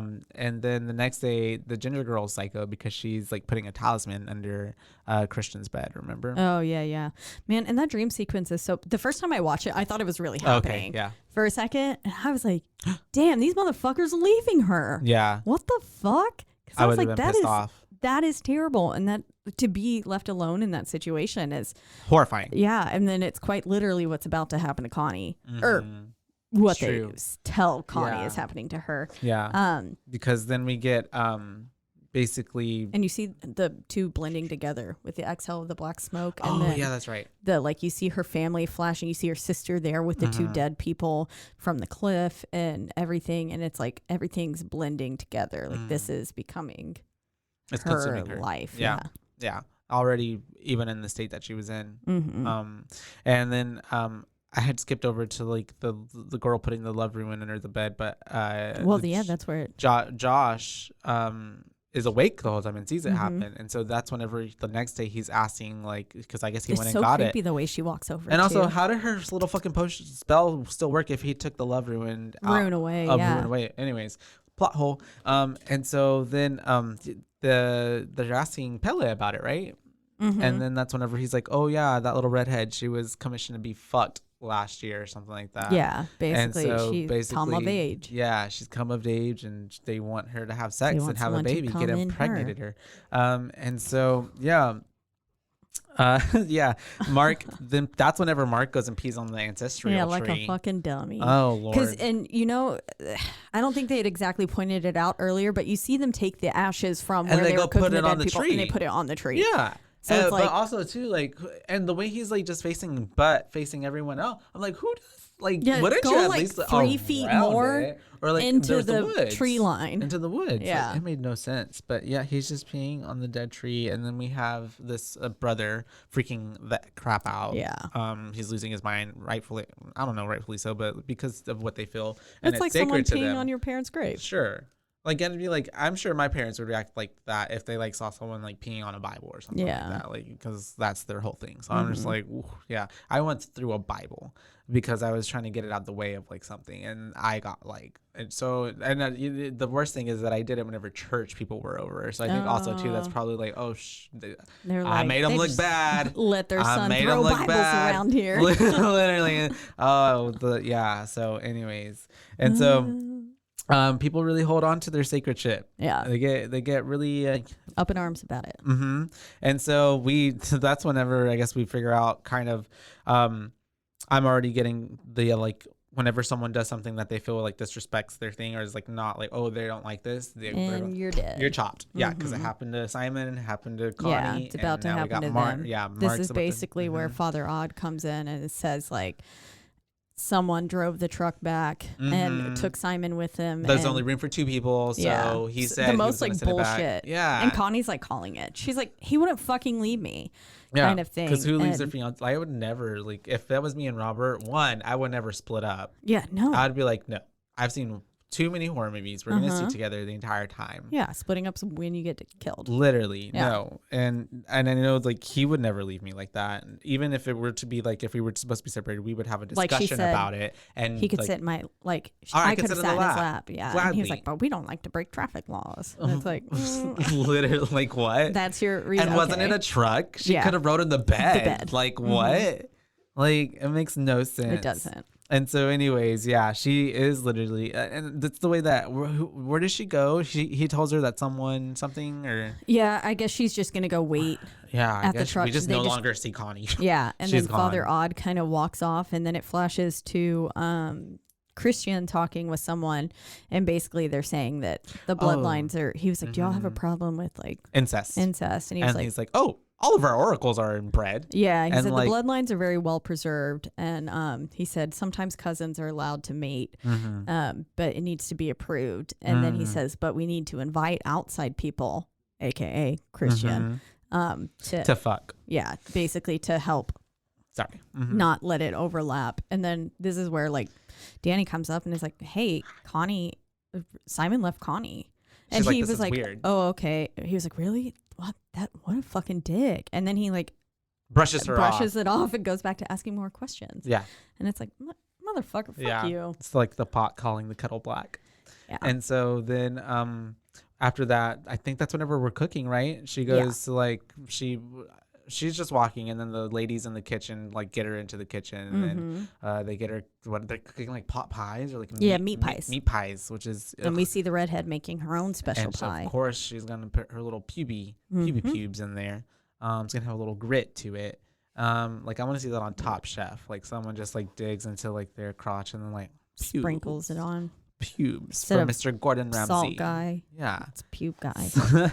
And so we have the is that whenever Chidi is getting talking to? Yeah. They're in Chidi's being talked, I believe, by Father Odd. Temple, and they're talking about the book. And says their scripture is a work in progress. That the last bits are blank because it's always getting added to by and Mr. this one's being written by Reuben. Yep.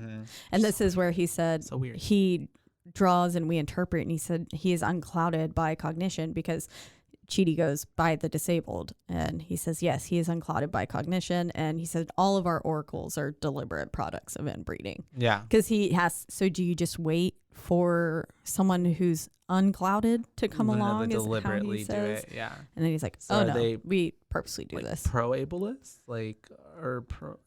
Yeah, I don't know. Like, anyways, yeah. So they go through all that. That's whenever Josh asks them if he can take a picture. That's of it. actually a very common belief too, though. A lot of times people believe that anyone who is, sorry, I don't know the correct term, but I'm just going to go with unclouded as well.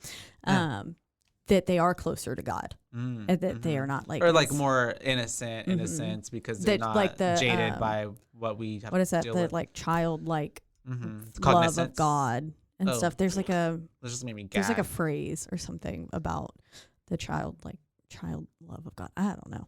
Anyways, I was listening to an episode of Lore the other day, and it was mentioning that too, and so I was like, oh, it's crazy. So it's a pretty common thing, not even just in this. But yes, this is where you hear Connie screaming in the distance. So. Gotcha. So, and what? Then yeah. I think I jumped ahead on my notes. My bad a little bit. This is basically where they go get the meat pies. So Christian's cup is pink, and he served obviously a special pie. Everyone at the table looks on edge. Like even Josh is looking like a little uncomfortable, and then even Mark, because the dude is like looking at him and he's like, is he gonna kill me? And I was like, yes, he is, Mark. And then he's gonna wear your fucking skin, literally like a mask. And then that's whenever we have Mark getting asked away by that one girl. Because she's gonna show him. I'm gonna show you. Like that's all you get. And he's like, okay, I'm gonna go because she's gonna show me. And like what? He did. Bye. And Christian finds the pubic hair in his pie. Yeah, and he's like, what the the pubic hair. Yeah, Mark's like making a big old deal out of it. And he's like, why are you embarrassed? You're not the one serving pube pies. Yeah. Like, Well, that is gross. It is. It's disgusting. Pubic hairs are very specifically noticeable. Yes. And so then after that, we have it's already bedtime, right? Mm-hmm. You can tell Chidi just knows. Chidi knows something's up, but then he's also about to be up to no good. Yeah, because he leaves his shoes on, and that's whenever we know he's going to go and try to sneak into the temple and go look at the Ruby Ross. Mm-hmm. I'm going to give it a different second name every time. And he then is in there. He takes pictures of it, and then that's whenever he turns around and he thinks he sees Mark, but it's not Mark. He realized something was off. A la Texas Chainsaw Massacre style. Someone else is wearing Mark's face. And then he sees no Ruben, and then Ruben's in the corner. He has no pants on too, doesn't he? Oh no, no pants on. Yeah, it's just like you see a bush with a little whitey thing, and then you also see Ruben's in the corner. Yeah, just watching, like in a bed. Which how did he not know that Ruben wouldn't have been there? What's in there? Yeah, I know. It's like he was in there earlier. Job. Did he not see the? Yeah. And so anyways, yeah, he gets knocked out essentially. And his little, you can kind of see his skull. Because he's doing this like hemorrhaging moment thing. Poor guy.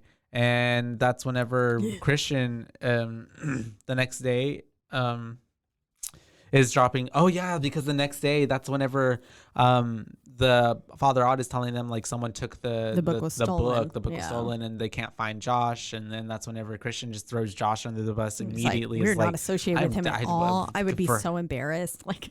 Literally fucking asshole. Yeah. And then they're also trying to pin their disappearances like on them. The people are. They're like, it's really odd that your two friends would disappear on the same day and our book goes missing. The book didn't go fucking missing. Yeah. It never went fucking missing. Yeah. But they're just like, they're trying to turn this around. Yeah. So they won't question why their two friends are gone. Mm-hmm. And obviously kind of Christian and Danny are kind of like, well, almost in a sense believing in it. Yeah, because they could have. I guess they could have ran off. Yeah. Connie and Simon also left. So I don't know. And everyone's got like just random people like have explanations for things too, which is it's like, too weird. Y'all are all in on this. It's way too all weird. Fucking in on it. Yeah. And so then we have the mushroom water, right? They do something because where they're like getting handed something to drink. Basically, they say, Danny, you have to come with us. You have to come with the women. That's right. And so she has to drink the tea for the maypole competition. Story about, and they get to dancing around. They're supposed to keep dancing until you drop. Basically, if you drop, you don't. It's kind of also, it's almost like a musical chairs, I guess, in a way. Yeah. Last one standing wins. And they're dancing in circles. Christian is. Did you ever dance around in North Carolina? I remember multiple times, like, I guess in like school and daycare and stuff, we would dance around the maypole. Like where you just held like strings, like everyone had ribbon and then we would like dance around it and it would wrap the pole. Caitlin. Yeah, probably. You were in a cult. Yeah. This is also the same school that let me go spend the night at the whole kindergarten, my class all spent the night at our teacher's house. Just her with a bunch of kindergartners. Isn't that the most bizarre thing? Like she got that approved, or like she was just like, y'all come spend the night? We were all there. I remember like it was that's the weird. Most I've never heard of that ever. So happening. I guess this was a weird little even by like school. 1998 standards, or how old were we? 2001, 2002 when we were in school. Yeah, it had to have been. I mean, I was like 5. So yeah, that's crazy. Probably 99. We started school in 99. Yeah. I don't think about it anymore. Yeah. All right. Super weird. So but I danced around the maypole. I have danced around the maypole before. But I've seen it. So when I saw it, I was like, oh, totally normal. I've done this. It's like a child's game. And so we have then she ends up winning. And then they like escort her away in a chariot because she has to go bless the fields and do all these things that like a May Queen has to do. And that's whenever we have Christian getting taken away by some weird lady. Yeah. And he gets taken to a room because he's supposed to basically have coitus with the ginger girl. Yeah, he has to go meet with the old lady. Yeah. Sorry, I mentioned a few times before where it seemed like this was the first time Danny was actually held in a while. It was by that girl who was telling her like who she had that drink with right before. And like when she holds her before the contest starts, like the way that Danny like sighs, it seemed like that was the first like real hug she had in a long time. And then I also like right before it starts, everyone else bows, leaving Danny standing alone. And I was like, that seems like pretty symbolic of what's about to happen. And they mentioned the black one lured them in and they dance themselves to death. And that's why they're like having to do this. And whenever her sister died and was like, it's so dark, everything's dark. It felt like kind of like almost like a callback to that. Yeah. And that symbolic. This was her like defeating it. Almost. This was her overcoming what she had been through and what her family had, or what I guess her sister had gone through, and then subsequently lured her into the darkness and stuff too. Anyways, and you're good. So she then gets escorted, does all that. Christian goes into this room or temple, I would say. He gets given this like powder for vitality or whatever stamina. Oh, so that way he can. Hold on. Did I skip a whole part? Like all of these notes for me, but what happened? What did I miss? Basically, so he goes and he talks to the old lady, and it's a nice harsh cut to the silence from all the music that's happening around the maypole, and you get the image of the bear burning with Christian staring at it. But he goes and talks to the old lady, and this is where she says like Maya has fixed her hopes on him and that she has been approved to mate. That's true. Because they are ideal.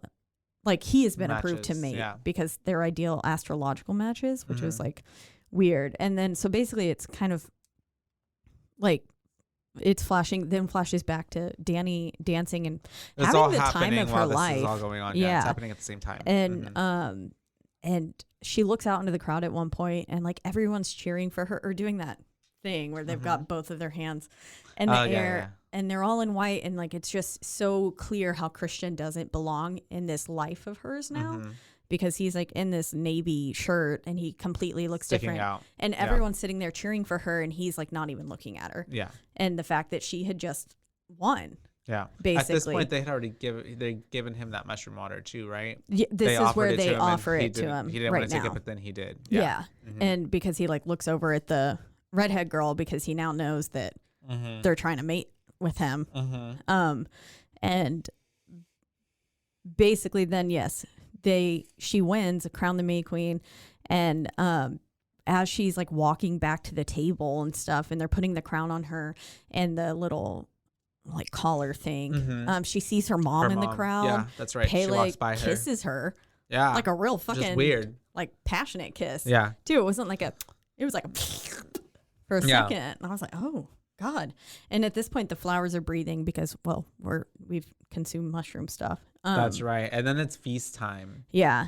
And that's whenever they all follow her, they do the same thing where it's like a domino effect, like they only eat when she starts eating. And then that's whenever I say Christian is having a bad trip. He's kind of Christian's sitting there like he's clearly out of place. He's like freaking out.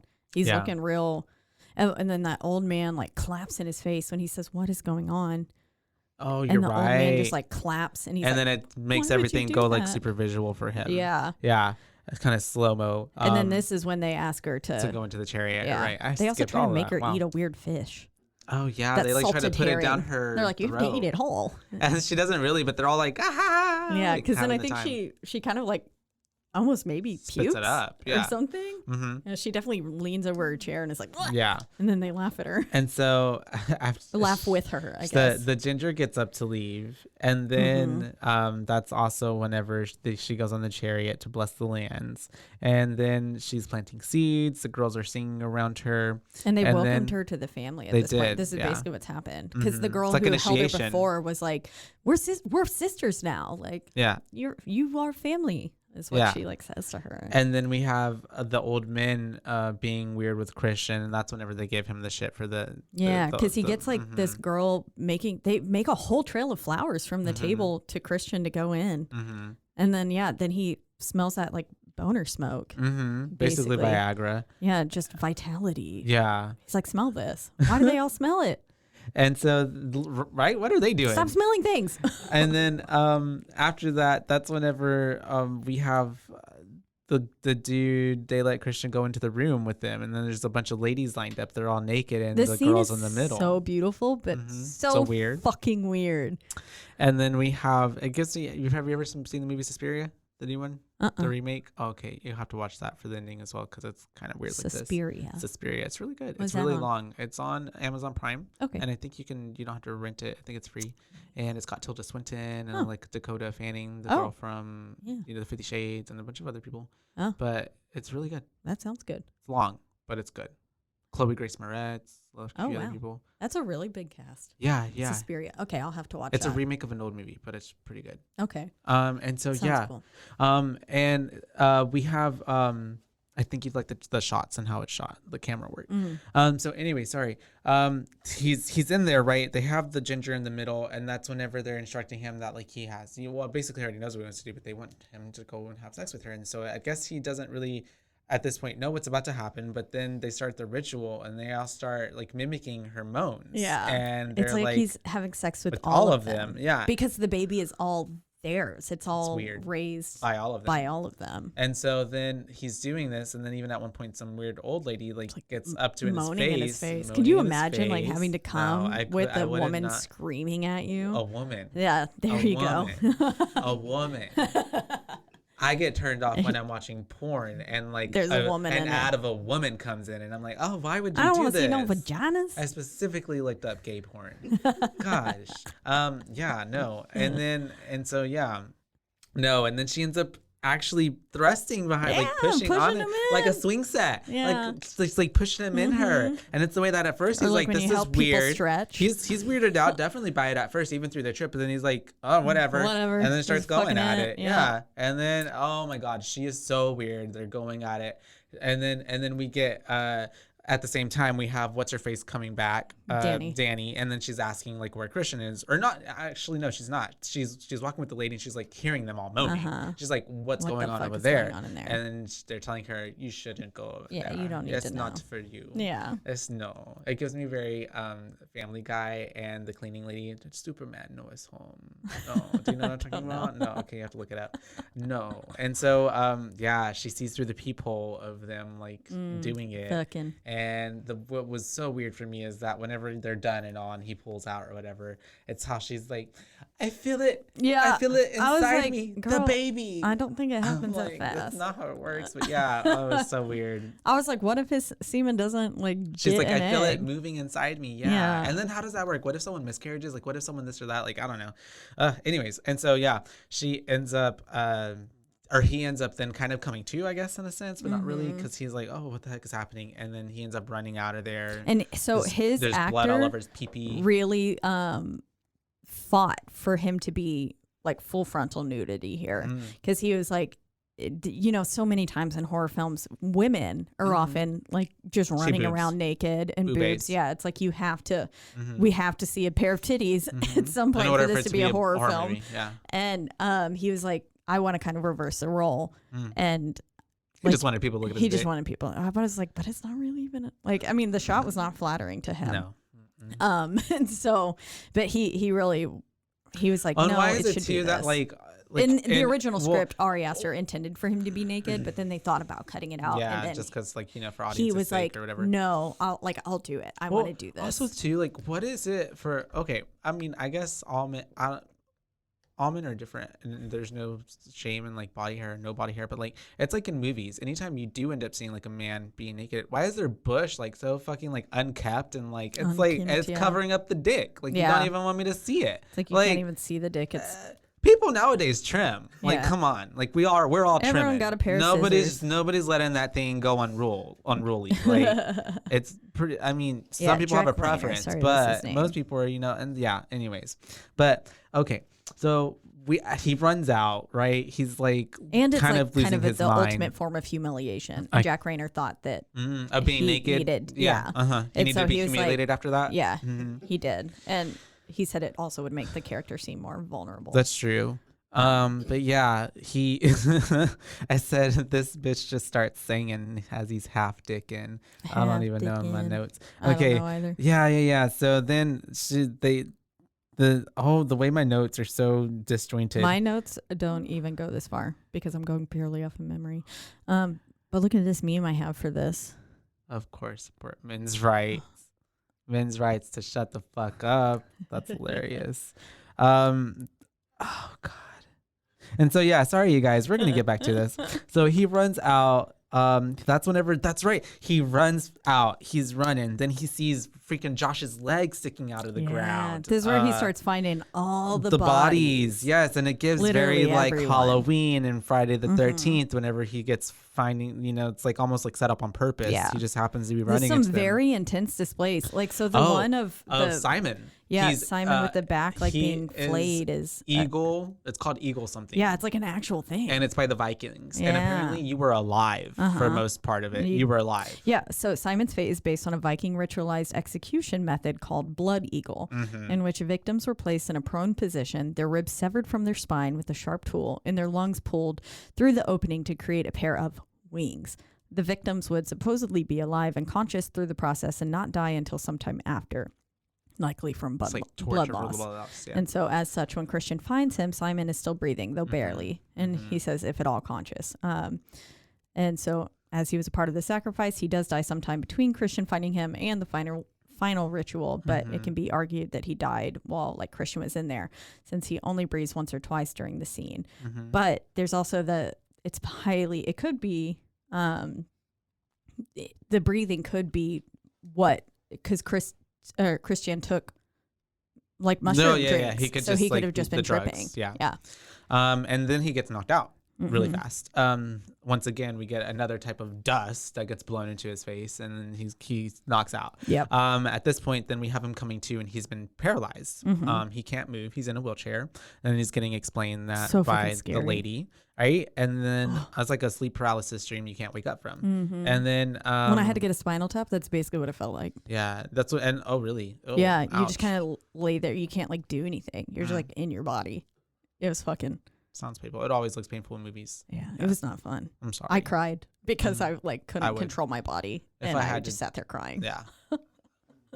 I wouldn't know how to handle that if someone had to do that to me. I'd probably just like, no, I'll die. Yeah, I'll take my 6 months. Please put me in this bear and please set me on fire. I'll take my 6 months to live. It's okay.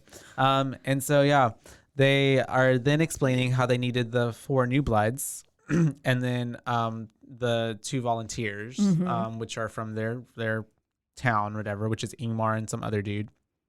And they had the outsiders, and then they had the 2 elders, which needed to be a part of it. And then the May Queen gets to choose between either Christian or one of the people from their own town who is like volunteered just to do it if just she ends up choosing him. And so I was like, oh, is this a raffle? Like, how did they do that? Yeah. And so she has to choose between them. And at that point, that's whenever we see that she ends up choosing Christian. I feel like that was a pretty easy choice for her at this moment, because she was still like, some other bitch. Yeah. You've been a piece of shit this whole time. You forgot my birthday. Mainly, you forgot my birthday. Yeah. I'm gonna literally set you on fire. And so we then see Connie dead as well in the wheelbarrow. They're like putting her in there. They're just taking wheeling everyone in. Mark's little jester scarecrow body. They that's so creepy. Are then taking the organs out of the bear. And that's when we see Christian in the corner, and then they finally put him into the bear suit. And then that's when we see him propped up in the room. And right in the middle.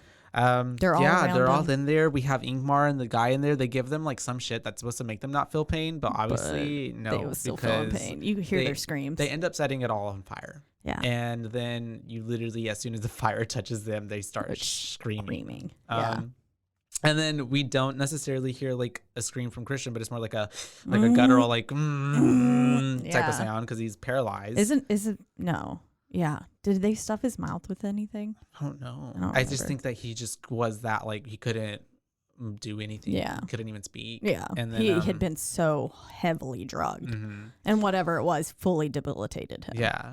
And then, we get the scene of them all at the end, everybody outside, kind of like how we were with the elders, like echoing the screams that we're hearing from inside of the temple. And at that point, you kind of like, Danny kind of breaks down a little bit, almost like in screaming, but then like very quickly we get this like flip of like her getting this like menacing grin. Yeah. Of, like she's been freed of everything of her old life and now can start this new life. Family. With this new family. Essentially, because she has nothing at home. She had nothing to lose. And now, like you said, that was all an initiation. She's basically feeling for the first time like she has a community or sense of people around her. And honestly, she can be held, like Pele said. She is staying there for life. Yeah. I'm sure. Yeah. Yeah. She's in it. That's crazy. I would be too at that point. Yeah. So yeah, that's Midsommar. It's Midsommar. So I didn't realize this, but it's basically, this film is also a film about breaking up in toxic romantic relationships, because Ari Aster had gone through a relationship like breakup right before this. And was he Danny or A24, Christian? I know, I wonder. A24 gave away free couples counseling to market the movie. Really? Isn't that so weird? Yeah, that was on like all the list of fun facts. I was like, really? I had no fucking clue. I thought that was so interesting. Yeah. But yeah, Ari Aster like kind of clearly said like, yeah, I mean, I had a breakup movie and it was originally supposed to be a slasher, and that made Ari Aster not want to pick it up because he was like, I don't want to do just a straight like Swedish slasher. And so then he was like, then it became, with kind of that breakup film I already had in me, with this storyline meshed together. This came out of it. Yeah. And that's cool. It's phenomenal. Yeah. So good. Are we ready to give it our boost? Yeah. I'm going to give it a 4. 4. Why? 4. 4. I'm slightly offended. Not really. No, a 4. I'm going to give it a 4. Why is that? Because it was beautifully shot. There was a lot of cool scenes in it. I'm not actually offended. Please. No, I know. There's a lot of the iconography that you like get through it. The murals, everything is really beautiful. It's got a decent story. There's not really a part where I'm like that doesn't make sense or that doesn't add up. It all really goes through. It flows.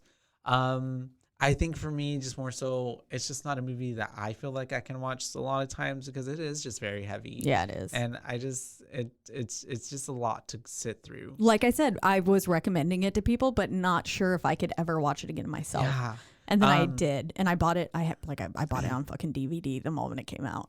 But it makes sense, and I think it's just a really smart film, so I can like respect it, and like I really like it in that sense. It's shot well, and he literally had a vision and a point for everything that happened in the movie.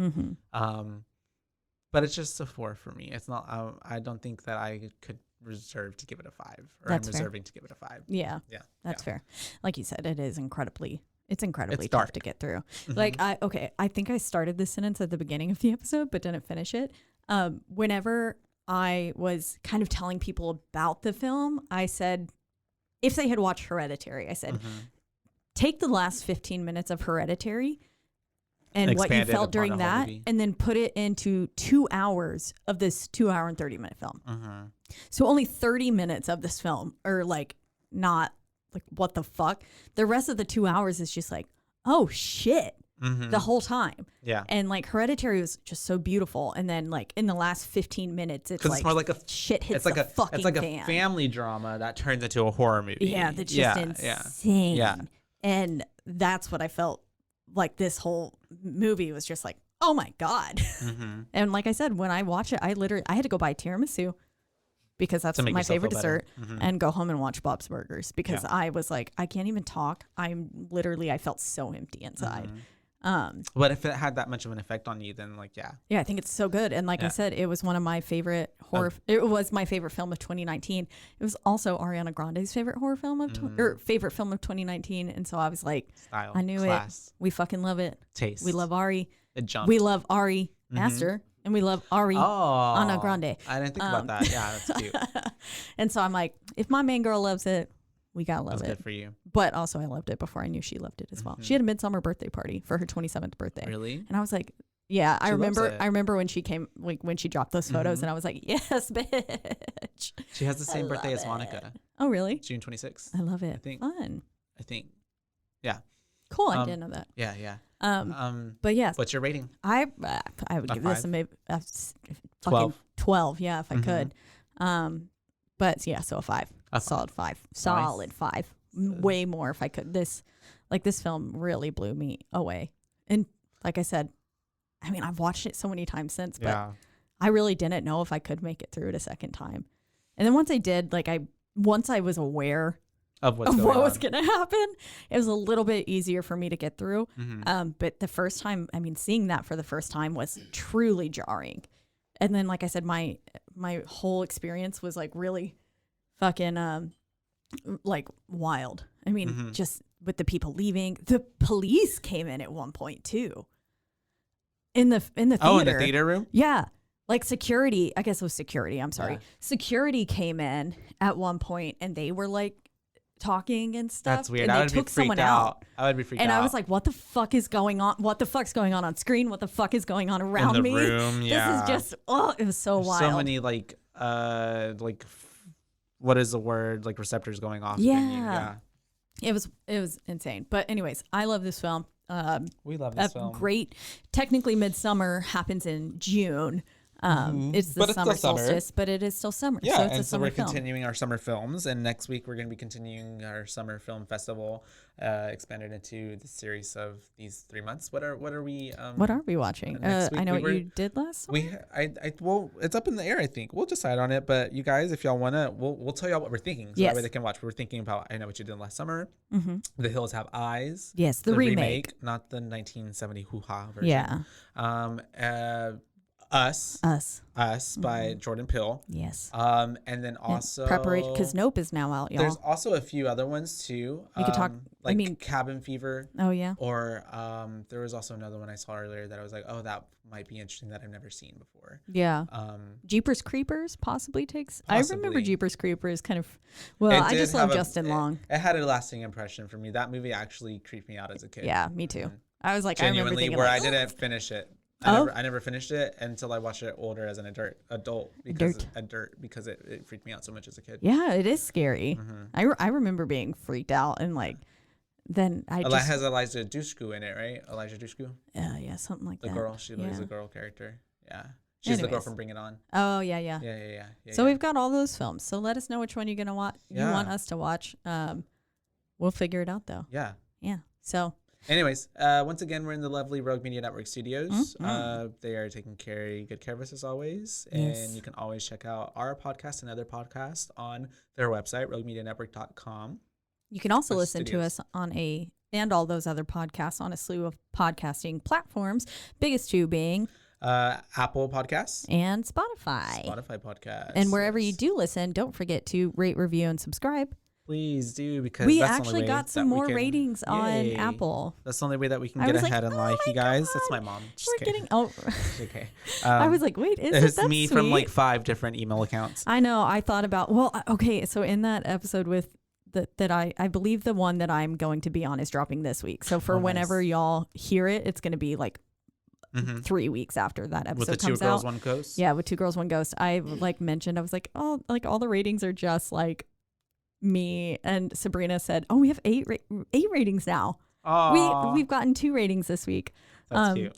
But basically she was like, oh, I did that. She said I made multiple email accounts and like rated it. And I was like, okay, I fuck. love So it. now I need to do that. That's super cute. And make everyone Yeah, go, rate it. we'll have to. But yeah, also too, if you wanted to follow us on our social media Mm-hmm. platforms, we only have one right now at the moment, which is our Instagram, and that is at BooBaes Podcast, Mm-hmm. and that's BOOBAES because we're your BooBaes, not your BooBabes. That's right. And what else, Caitlin? I think Think about covered it. until next time. It's gonna be a bye, bays. Bye, bays. Bye, bays.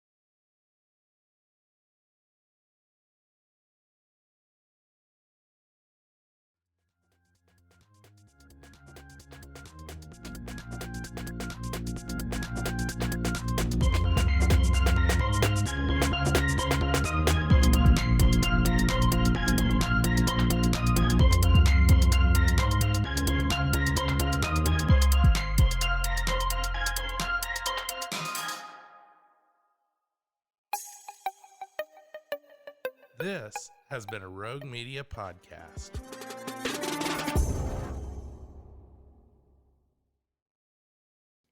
Join the ultimate celebration of digital content with its creators, passionate fans, and industry experts. It's all happening in downtown Waco across multiple venues on January 20th through the 22nd, 2023. Tickets are on sale now at roguecon23.com.